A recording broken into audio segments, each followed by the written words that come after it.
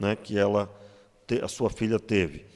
Eu quero ler a palavra e então o versículo 21, Mateus 15, 21 ao 28, que diz assim: Partindo Jesus dali, foi para a região de Tiro e de Sidom.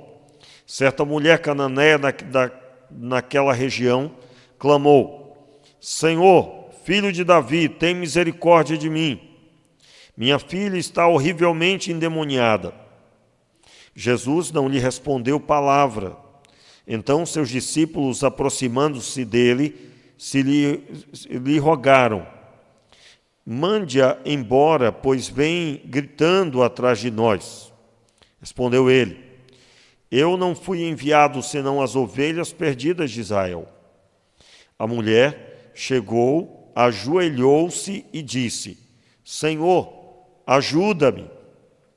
Ele respondeu: Não é bom pegar o pão dos filhos e lançá-los aos cachorrinhos.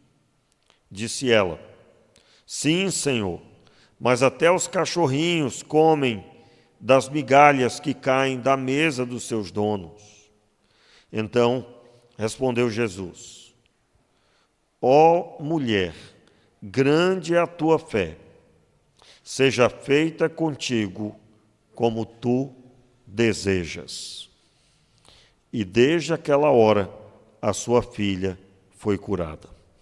Meu Pai, ajuda-nos a compreender a tua palavra e, é claro, meu Deus, também a aplicar ao nosso coração, à nossa vida, de forma que nós tenhamos atitudes segundo a tua palavra. Oramos assim, meu Deus, no nome de Jesus. Amém e amém. Meus irmãos, a palavra de Deus nos traz uma das passagens talvez mais intrigantes. Por quê?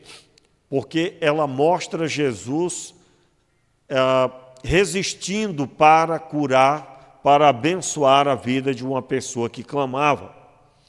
Jesus utiliza de um palavreado que, se hoje fosse utilizado, daria muito problema. Aliás, esse texto é um texto que, se eu ler com a ótica atual da sociedade, eu terei dificuldade de compreender mesmo. Mas eu convido os irmãos a lerem esse texto com a interpretação do contexto cultural e também, é claro, o contexto bíblico.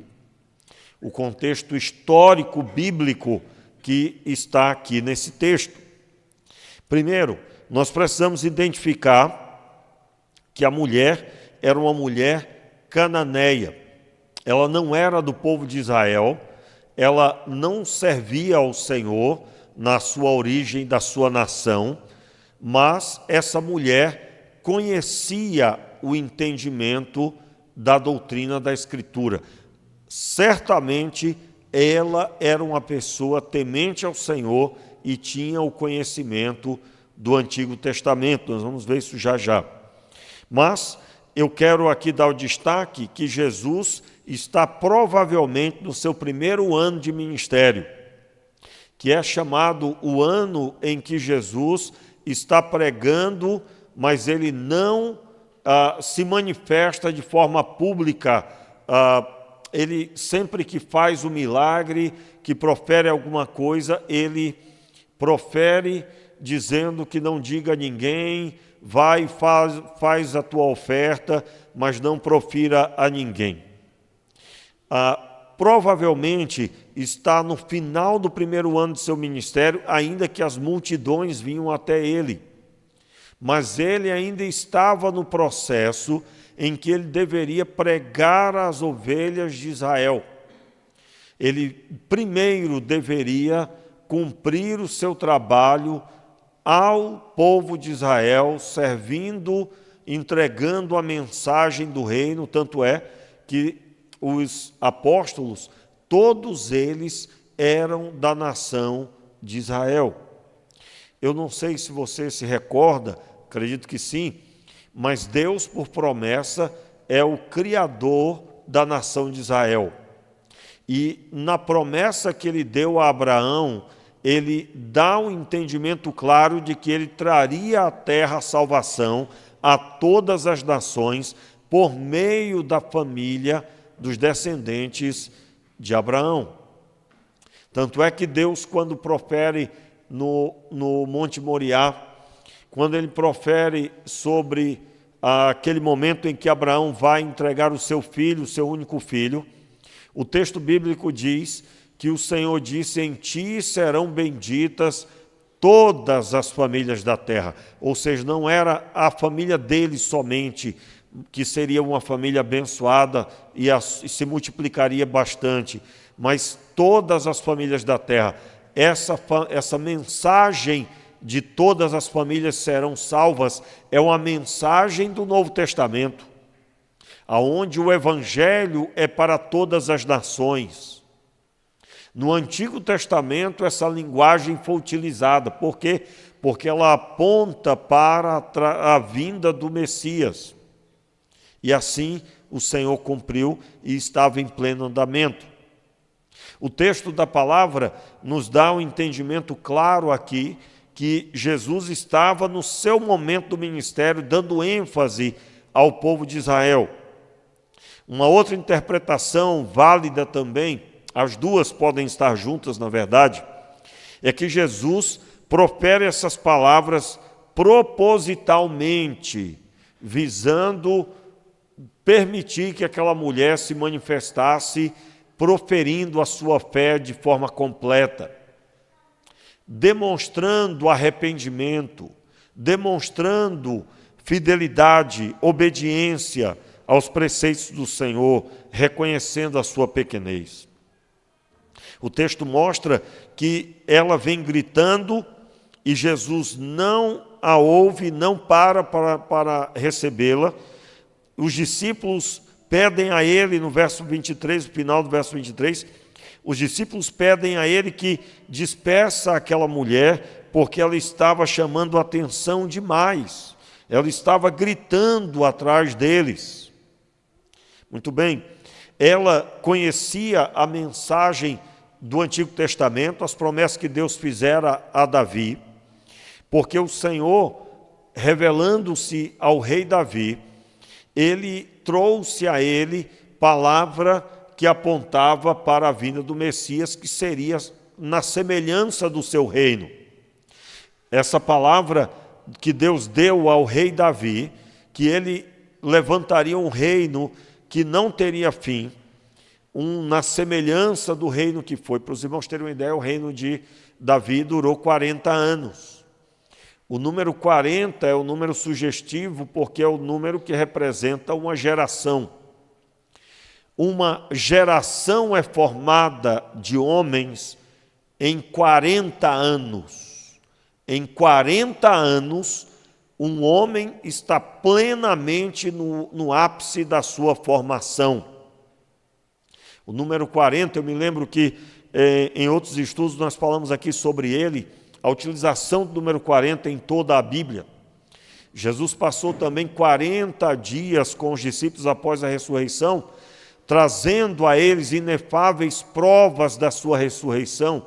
Tudo isso tinha um significado específico e o número 40 é muito utilizado na Bíblia. Mas aqui eu quero dar ênfase que esse reinado que não teria fim, ele está manifesto no começo do Evangelho de Lucas, quando o anjo do Senhor vem a Maria e profere que o reino dele, o reino daquele que haveria de nascer, ele se assentaria no trono de Davi e o seu reinado não teria fim. Como que dizendo, o de Davi encerrou-se, ainda que por 40 anos reinou. Mas o reinado deste não terá fim. Na verdade, a figura de Davi é utilizada para entender a figura do Messias. Ele se assentará no trono de Davi. O que isso nos traz? As coisas que Deus realizou na vida de Davi e através de Davi apontavam para o Messias. Como assim? Davi matou o gigante Golias que afrontava o povo de Deus. Satanás foi derrotado por Jesus. O mal que humilhava foi derrotado por Jesus. Jesus veio e liderou a nação de Israel espiritualmente para a salvação.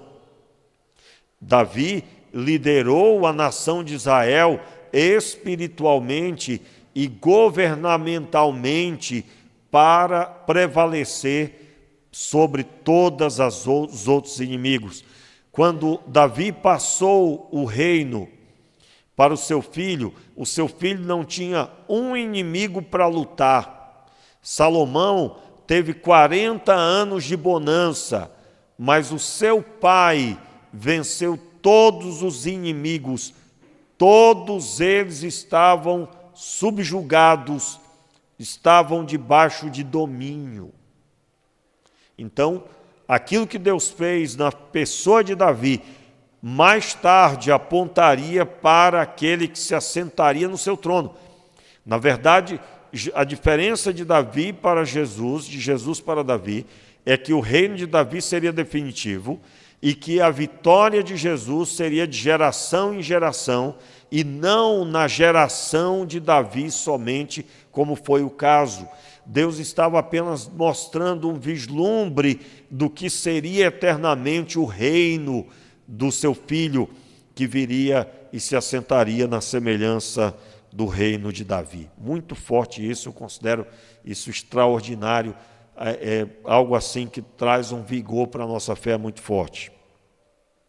E essas são as palavras que a mulher profere. Observe como ela conhecia a respeito dessas profecias, a respeito dessas promessas de Deus. Veja quais são as palavras dela. Certa mulher cananeia, verso 22, certa mulher cananeia, naquela região, clamou: Senhor, filho de Davi, tem misericórdia de mim. E aí veja, a misericórdia que ela pede é uma misericórdia ao ponto de libertar a filha de demônios. Note aqui, o que o texto está dizendo para nós? Que ela sabia que Jesus era o prometido que se assentaria no trono de Davi. Filho de Davi significa, olha, é aquele que vem após o rei Davi. O rei Davi, quando saiu do trono por causa de estava a sua morte já à beira da morte, né? Estava bem velhinho, ele declarou Salomão o seu sucessor. Ou seja, o filho após a sua pessoa, aquele que tomaria o trono após a sua pessoa. Quem chamava Jesus filho de Davi estava dizendo, aquele que se assentará no trono de Davi. Então, a fé dessa mulher é que ela estava diante daquele que Deus havia prometido trazer à terra. E que a autoridade dele era maior do que a autoridade de Davi. E que, assim como Davi venceu o gigante, venceu todos os inimigos, Jesus seria um rei que reinaria, governaria espiritualmente. Portanto, é devido o quê? Senhor, a minha filha está terrivelmente endemoniada. Ou seja, tem misericórdia de mim. Quando ela diz, tem misericórdia, irmãos, essa palavra misericórdia, endereçada para o filho de um rei, que sucederia tal rei, significava, assim como o rei resolve os problemas do seu povo, resolva o meu problema. E ela estava dizendo, olha, a minha causa, só o Senhor pode governar sobre ela, pois tu és um rei que governa o reino espiritual e tens todo o poder. Meus irmãos, essa mulher era cheia de fé. Então, com isso eu quero deixar claro aqui para você algo muito forte. A fé não tem limite, meus irmãos. Não tem limite geográfico, não tem limite que possa conter por causa da cultura, por causa da nacionalidade. A fé é algo que nasce mediante a revelação do Pai. Ah, sim, pastor, é claro, mas tem todo um aparato. Irmãos, eu quero só lembrar aos irmãos que o nosso querido e amado Abraão não tinha em quem se basear para servir como serviu. Ele não tinha. Aliás, ele foi arrancado do meio da idolatria. A cidade de Ur dos Caldeus, uma cidade idólatra. Tanto é que Deus diz para ele: sai da tua terra, da tua parentela e da casa de teu pai, e vai para uma terra que eu te mostrarei. Deus não diz nem qual é a terra. Na verdade, Deus não daria terra nenhuma para ele. A única terra que Abraão foi proprietário foi um terreno que ele comprou para enterrar a sua esposa. Ele comprou o terreno. Mais tarde foi o mesmo local que foi enterrado também a esposa de Isaque. Mas, o que eu quero dar ênfase, Deus conduziu Abraão peregrinando por todas as terras de Canaã, e ele foi dizendo para Abraão: toda esta terra darei à tua descendência. Meus irmãos, ele é chamado de pai da fé. Aí eu quero dar destaque, por que pai da fé? Pai da fé porque ele dá um banho em todos nós do que é ter fé. Uma pessoa que tem fé hoje, ela vai dizer: eu li a Bíblia. Abraão não tinha isso. Uma pessoa que tem fé hoje, ela diz: olha, Deus manifestou na minha vida um milagre. Abraão não tinha isso para se basear. Aliás, ele tinha 75 anos. Não é? Normalmente nós vamos encontrar nas empresas, por exemplo, a possibilidade deles contratarem somente jovens que nunca trabalharam, porque querem formar conforme sua empresa. Deus não seguiu esse padrão de pegar ali um garoto, um jovem, e dizer a ele: sai da tua terra, da tua parentela. Não, Deus se manifestou na vida de um homem de 75 anos de idade, que a esposa era estéril. Como seria se o mais rico do mundo fosse fazer algo semelhante? Iria escolher segundo o padrão humano, o padrão do potencial. Deus escolheu sem padrão de potencial nenhum. Um homem de 75 anos, viajando por aí sem rumo, e que teria um filho 25 anos depois, já saiu da sua terra com a mulher estéril. Qual o objetivo, meus irmãos? Eu digo, só há um: apontar para Deus. Apontar, que eu digo, a ênfase está no Senhor. Eu quero deixar claro, irmãos, que a glória é do Deus que chama o homem de 75 anos. A glória está naquele que chama e dá condições a uma mulher que estava já com avançada idade também, de ter um filho aos 99 anos. A glória é de quem faz todas essas coisas. E esse fato se tornou famoso porque pode acreditar que isso não era comum acontecer. Então, quando nós lemos essa mulher proferir essa palavra, nós estamos lendo alguém que rompe com as suas origens. Ela conhecia a promessa do Pai, ela entendia que a autoridade de Jesus era uma autoridade sobre todo o mal, ele governava sobre todas as coisas.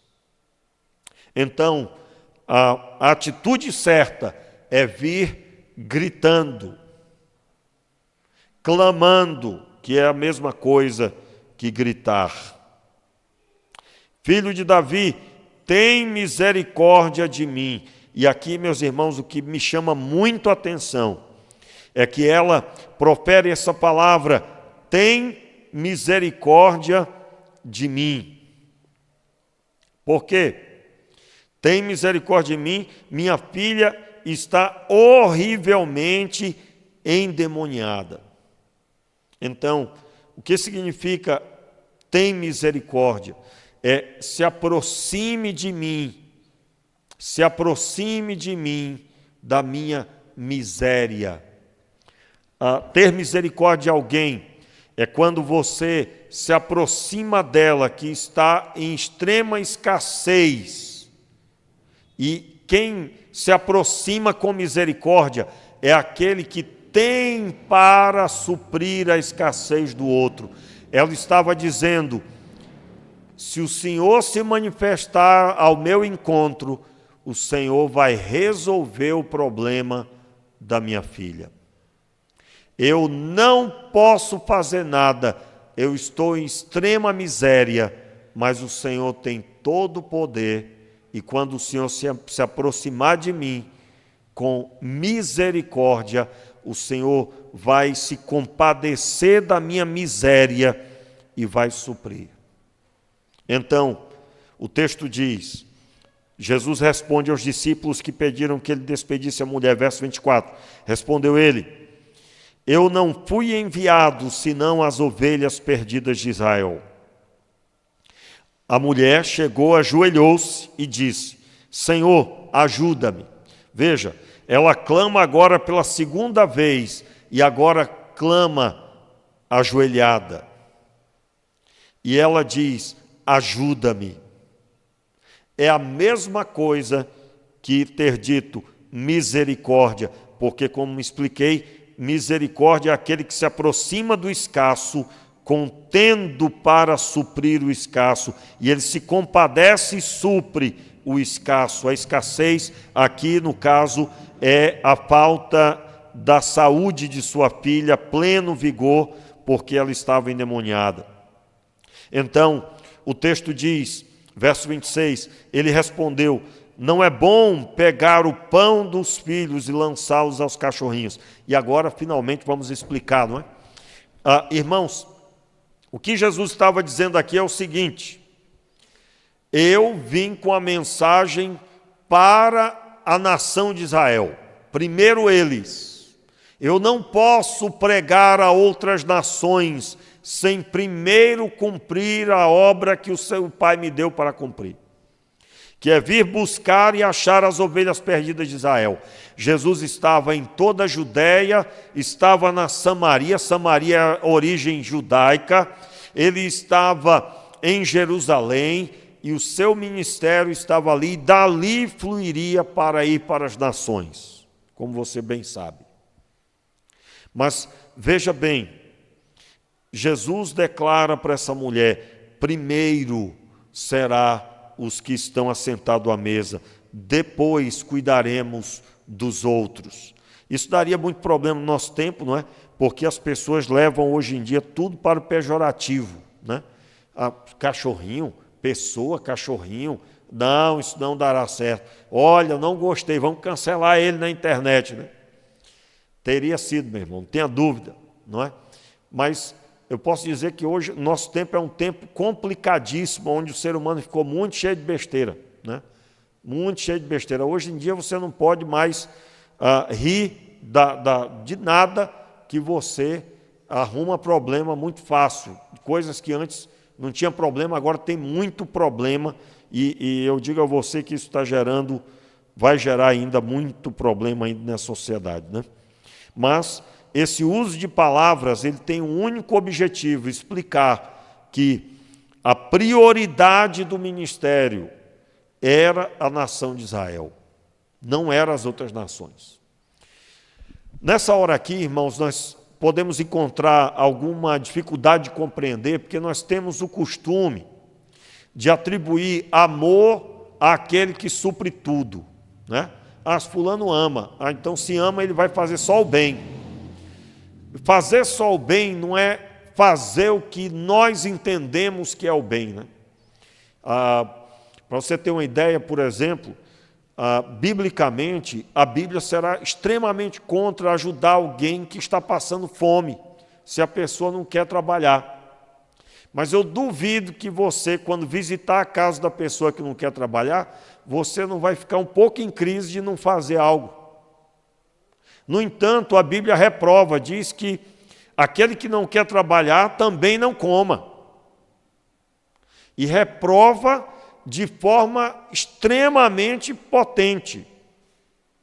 E aí, nessa hora, alguém se lê com o coração humano, aquele coração se compadece, e aí, por exemplo, né? Aí eu posso ser cancelado também, né? Mas não tenho medo disso não, viu, irmãos? Eu estou só... é só por uma questão mesmo didática.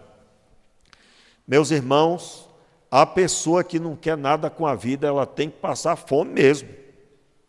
É isso que cancela se a pessoa fala hoje em dia. Ela tem que sentir a fome. Aí, se você estiver perto, você diz assim, está doendo? Ela vai dizer, está. Aí eu digo, e qual é o entendimento que você tem baseado nisso? Ah, eu não sei. Aí você volta no outro dia. Está doendo? Tá. E qual é o entendimento que você tem baseado nisso? O que se esperaria da pessoa, irmãos? Está doendo e eu vou resolver. E ela vai pegar uma enxada, ela vai pegar um facão, alguma coisa para poder limpar um quintal, vai atrás de latinha, ela vai fazer alguma coisa para resolver o problema da dor da barriga dela. É ou não é? Mas se ela não tiver esse entendimento, meus irmãos, essa pessoa está dizendo que Deus está errado. Porque Deus mandou todo mundo trabalhar, lá em Adão. O trabalho não é consequência do pecado. O trabalho estava previsto nas leis naturais da vida. Tanto é que quando o texto fala sobre o momento em que Deus fez nascer as plantas, diz o texto, o Senhor não tinha feito o homem para lavrar a terra ainda. Ou seja, antes do pecado, o trabalho estava previsto. Então, o cansaço é que é consequência do pecado. Aí sim, o cansaço não era para existir, do mesmo jeito que dor de parto não era para existir, tudo isso é consequência do pecado, como você bem sabe. Mas o texto da palavra está evidenciando algo absolutamente natural, que é o fato de que ninguém alimenta primeiro os cães que tem e que tem grande cuidado com eles, e só depois se alimenta. Naquele tempo tinha ração para vender não, viu, irmão? Tinha pet também não. Os animais comiam do que sobrava. O cachorro, por exemplo, ia comer do que sobrava da mesa dos seus donos. Pastor, isso faz mal. O pão da época não fazia mal, o vinho da época não fazia mal como faz hoje. O trigo foi modificado no ano, se eu não me engano, 1950, alguma coisa. O trigo foi modificado para que ele produzisse mais e pudesse alimentar mais pessoas, mas nessa mudança ele gerou lá um problema para o estômago, para a vida do ser humano, e o trigo de hoje não é o trigo da época de Jesus, que as pessoas comiam e ficavam satisfeitas e era um verdadeiro alimento. O trigo era outra coisa naquele tempo. Aliás, até pouco tempo, né? Não dá o quê? 70 anos direito. Então, do mesmo jeito, o vinho não é o vinho de hoje, então a gente não pode deixar de fazer essa leitura. Mas a minha ênfase aqui, sem mimimi nenhum, é nós aceitarmos o que a Escritura diz. E é o que essa mulher entendia muito bem. Aliás, irmão, se essa mulher tivesse no tempo de hoje, ela teria ficado magoada e ido para casa com a filha possessa. Tinha ou não tinha? Ele me comparou com um cachorrinho e teria saído chateada. É, meus irmãos. É que nem os pregadores. Hoje em dia o pregador ele tem que ser perfeito, absolutamente perfeito. Não é? Um dia chegaram para mim falando, pastor, a pregadora fulano disse isso. Eu digo, não foi feliz, coitado. Aí a pessoa ficou olhando para mim, esperando que eu dissesse mais alguma coisa. Aí eu disse, a diferença de mim para ela é que ela tem milhares de pessoas assistindo, só isso. Porque o mesmo defeito que ela tem, eu tenho também em alguma área. E a diferença dela e de mim e para você é que você não está com o microfone na mão. Porque quem está com o microfone na mão falando, está expondo o entendimento está sujeito a ser mal compreendido ou até mesmo falar uma coisa que não deve falar mesmo, né? Enfim, coisa que eu falei aqui agora, como exemplo, por exemplo, eu não gostei, aí a pessoa já se fecha, não é? Já se fecha para aquilo. E eu costumo ensinar o seguinte, olha, segue normalmente ouvindo as pregações dessa pessoa, por quê? Porque é um lapso somente, meu pai, não vai encontrar perfeito, nenhum pregador perfeito, não vai ficar nenhum pregador, meus irmãos, se for assim. Do mesmo jeito, não existe pastor perfeito. Aliás, se você for ler a Bíblia, lê os evangelhos sem parar e no final diga assim, eu quero que Jesus seja meu pastor. Alguns não têm condições de ser pastoreados pelo Jesus da Bíblia. Está aí uma boa terapia para você saber se você é discípulo. Por quê? Porque tem hora que Jesus pegou um chicote e saiu dando nos outros. Olha. Tem hora que Jesus faz isso com a mulher cananeia, ele diz, não vou atender ela não, hoje não tem gabinete para ela, não. E aí alguém se escandalizaria. Então, nós estamos diante de um texto de uma mulher que sabia muito bem o que Jesus estava dizendo. Então, qual é o ganho aqui para ensinar você hoje? Meu irmão, além de tudo que eu já proferi, que eu creio que já gerou muito entendimento adequado aí no seu coração, eu aprendo olhando para essa mulher que eu tenho que analisar se eu sou frágil, se eu sou alguém que aguenta. Porque para esta mulher que estava indo buscar a solução para sua filha, ela foi forte e cheia de fé e beneficiada foi a sua filha com a libertação. Meus irmãos, talvez essa seja a geração que tem mais gente fraca, abaixo de 20 anos de idade. São pessoas, em grande parte, fracos. E não é só fisicamente, não. É emocionalmente fraco.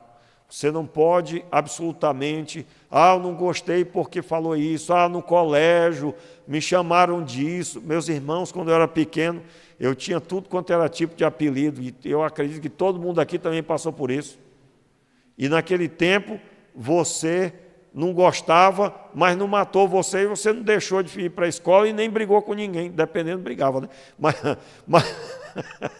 Rapaz, escapou aqui, né? Mas dependendo, acontecia. Mas você não ficava traumatizado. Hoje em dia a pessoa está arriscada, não quero mais ir para a escola. E papai diz, eu vou mudar você de escola então, meu filhinho. Mas pai fraco, meu pai, tem misericórdia. Me lembro, né? Meu garoto às vezes chegava em casa com umas conversas assim. Eu digo, rapaz, o negócio é o seguinte, peito para fora, barriga para dentro, levante sua cabeça e vamos embora e acabou-se. Eu me lembro uma vez ele com uma conversa feia para cima de mim. Eu digo, não, eu vou lá no colégio saber se é verdade mesmo. Quando eu fui chegando na porta, me lembro, eu acho que ele tinha uns 9 anos de idade, aí eu me lembro que a conversa foi mudando, eu digo, viu como as coisas foram acontecendo? Eu não ia falar com ninguém lá, né, irmãos? Mas não ia mesmo. Não ia mesmo. Eu sou do tempo que professor tem sempre a autoridade e o aluno fica caladinho e obedeça. E é isso que eu busco ensinar. Professor, autoridade, diretor, autoridade. Mas ela parece que hoje era o pior dia da diretora. Então é só fazer certinho. É ou não é, meus irmãos? Mas aí você encontra, né? Eu não vou longe, não. Eu me lembro uma vez aqui na igreja, a criança, meu irmão, dava uma sede doida, e a criança já tinha passado umas 2 vezes ali por aquela porta, e aí eu já pensei, vamos botar uma jarra d'água ali atrás, né, meu irmão? Botar uma jarra enorme, um balde do lado, vai que a pessoa acha pouco, né? Aí a pessoa da recepção disse, olha, fulano, você já passou aqui 2 vezes, é muita sede. E aí você pensa que não, faz tempo, faz alguns anos isso. Aí depois veio a 3ª vez e aí papai veio junto para ir tomar água. Como é que era no seu tempo e no meu, como é que seria, meu irmão? Hein? Tome água antes de entrar no templo e vá no banheiro. Mas eu vou lhe dizer um negócio, meu irmão. O lugar para o pessoal ter sede, né? O lugar para o pessoal ter sede é a igreja. E principalmente quando começa a pregação, é uma andação, não é? Desculpa, andação não existe, viu, irmãos? Eu inventei aqui agora. Mas é. E aí o que eu quero dizer para você? Essa mulher foi abençoada, mas ela era forte. Jesus acabou de dizer para ela: não é tempo de abençoar você e o seu povo. E aí dá um nó na cabeça da pessoa, porque, não, Jesus abençoa todo mundo, Jesus. Meus irmãos, nós estamos falando de doutrina, nós estamos falando de entendimento bíblico. Os cananeus não estavam no processo do primeiro encontro, da formação dos discípulos, não estavam. Mas essa mulher estava com a sua fé plena. Para encerrar, meus queridos, diz o texto, versículo 27, disse ela, olha só a palavra dessa mulher: sim, Senhor. Veja, a pessoa da autoridade de Jesus, a autoridade de Jesus não mudou para essa mulher, não mudou. Sim, Senhor, mas até os cachorrinhos comem das migalhas que caem da mesa dos seus donos. Em outras palavras, Senhor, o Senhor tem tanto poder, mas tanto poder, que se o Senhor der só uma migalhazinha, só um pedacinho, se o Senhor proferir só uma besteirinha, como diz lá no Nordeste, né? Uma besteirinha, na Bahia, né? Fala assim, só uma besteirinha, só um negocinho, né? Coisinha pequena, o Senhor vai resolver a minha vida. Veja bem, em momento nenhum a autoridade de Jesus caiu. Em momento nenhum ela se decepciona com Jesus.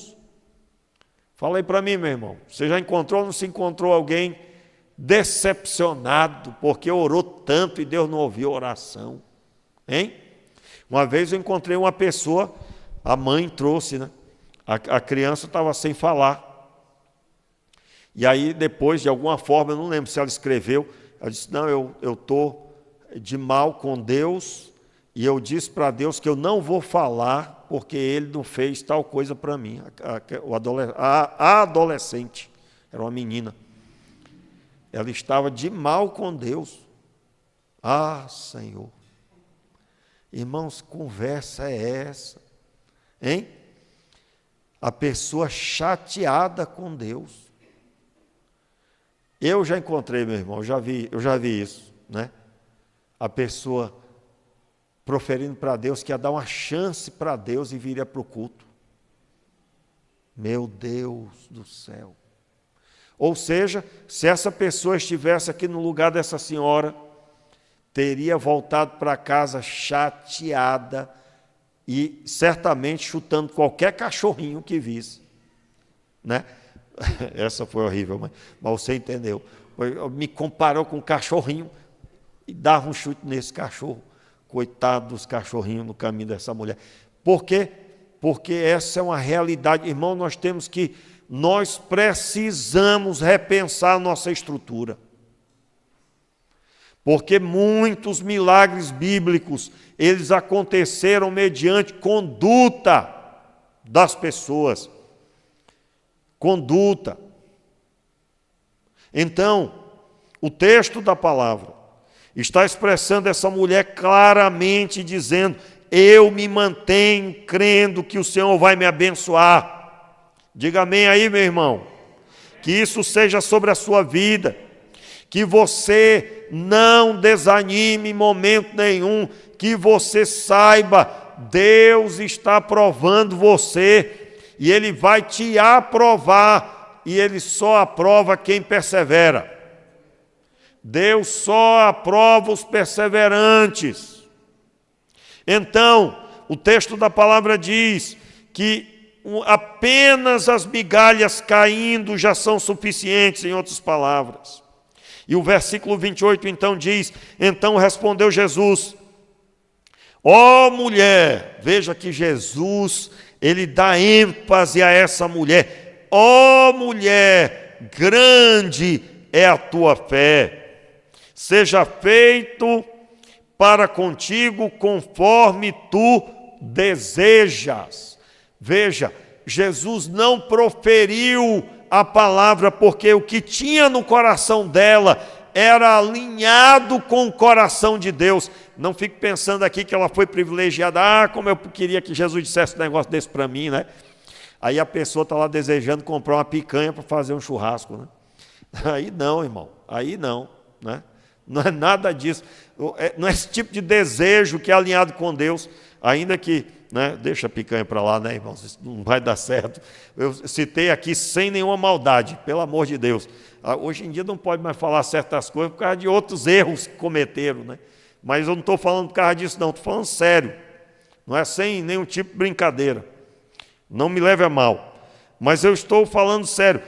Aqui não é um privilégio. Seja feito conforme tu desejas. O que ela desejava? Ela queria a sua filha liberta de todo mal. Isso está alinhado com o coração de Deus. Na verdade, o desejo dessa mulher era o desejo de ver a glória de Deus na sua casa, a presença de Deus no seu lar, o governo de Deus sobre seu lar. Ela era de origem cananeia, mas ela sabia que a bênção se estendia aos que creem. Então, quero dizer para você, meu irmão, que você pode ver o mal acontecendo ao seu redor, você crê no Senhor, você terá um tratamento diferenciado. A fé manifesta diante de Deus, traz a manifestação do Senhor. E eu quero convidar você nessa hora a romper com qualquer mornidão que tiver aí, qualquer frieza, qualquer dureza de coração. Talvez você está chateado, já não quer mais orar, não quer mais buscar Deus. Largue disso, acabe com isso, meu irmão, e aprenda com essa mulher a ser perseverante. Ela não tinha vergonha de dizer que a filha estava endemoniada. Eu não separei isso para falar, né? Mas seria interessantíssimo citar isso. Hoje em dia, meu irmão, você vê a pessoa: pastor, não diga a ninguém o problema que eu estou passando. Meu Deus do céu. Irmãos, fala para mim, você consegue conceber alguém gritando o problema dela, e que o problema dela é que ela tem uma filha possessa? As pessoas hoje em dia, elas escondem as coisas, escondem os filhos enfermos, dependendo do problema de saúde, escondem os pais, o adolescente escondem os pais, não aparece com a família. Uma vez eu estava atendendo um, eu digo: mostra aí a foto do seu pai aí, da sua mãe, né? Começou a falar do pai e da mãe, aí eu digo: mostra aí uma foto. Meu irmão, o cabra não tinha uma foto com o pai e a mãe. Aí eu digo: eu estou escandalizado, eu falei para ele. Eu digo: por quê? Como assim você não tem uma foto do seu pai e sua mãe? Facebook, meu irmão, aí, vamos lá. E aí, não tinha uma foto com o pai e com a mãe. Aí eu digo: você vai tirar uma foto do seu pai e sua mãe, vai botar na tela do seu celular. Mas que conversa é essa? Não é? Como assim? Meu irmão, os amigos de verdade, quem são? Amigo número 1 de um filho, quem é? O pai e a mãe. Ah, o senhor não conhece meu pai? É o seu pai e sua mãe. Se ele não conhece a Deus ainda, tem 1000 problemas, vai orando e pedindo a Deus, que daqui a pouco eles são salvos em nome de Jesus. Mas pergunte se eles querem que você dê certo. Querem. E eles vão ajudar você. Então, nós precisamos compreender isso. As pessoas às vezes não querem mostrar os seus problemas. Hoje em dia é um problema sério. Dependendo do problema de saúde, a pessoa não quer que ninguém saiba. Meus irmãos, essa mulher proferia claramente, em alto e bom som, gritando em uma coisa que poderia ser considerada constrangedora: uma filha terrivelmente, horrivelmente, aliás, endemoniada. Então aqui tem muito material para nós refletirmos, e mediante a reflexão, aquilo que Deus tocar o nosso coração, nós nos arrependermos, meus irmãos, porque por tão pouco desistimos, por tão pouco deixamos de lado, por tão pouco nós nos chateamos com as coisas e demoramos a reconhecer muitas vezes. Fique de pé no seu lugar, vamos orar. Eu quero convidar você a orar ao Senhor agora, pedindo que Deus transforme seu coração.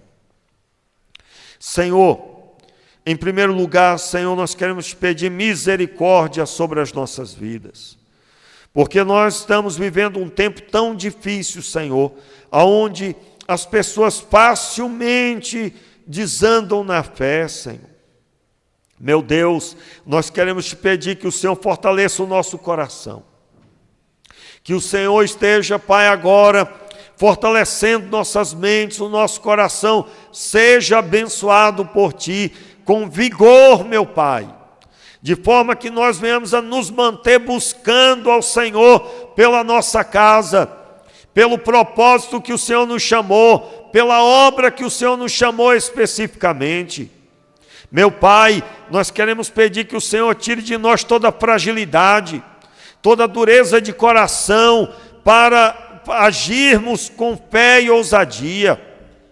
Senhor, nós te pedimos, transforma-nos, Senhor, gera em nós, Senhor, atitudes novas, de forma que o Senhor venha proferir sobre nós essa palavra, que grande é a nossa fé. Sim, meu Pai, enche-nos de fé e ousadia, para sermos perseverantes até ver a situação resolvida. Senhor, toma em Tuas mãos agora a área financeira de cada um dos Teus filhos. Toma agora em Tuas mãos o relacionamento casamento, o relacionamento com os filhos, relacionamento com os pais. Sim, meu Pai, nós te pedimos a cura e o milagre. E se houver opressão de demônios, seja agora caído por terra, destruído agora todo o mal, em nome de Jesus, meu Pai. Pai, nós declaramos que da Tua presença não sairemos, Pai, sem receber a bênção completa. Pai, eu declaro isso sobre a minha casa, sobre a saúde da minha esposa, sobre a saúde do meu garoto. Sim, Pai, sobre a vida desta igreja, meu Senhor. Eu sou convicto da Tua bênção, eu sou convicto da tua bênção sobre esse lugar, e que o Senhor Deus está gerando novidade de vida em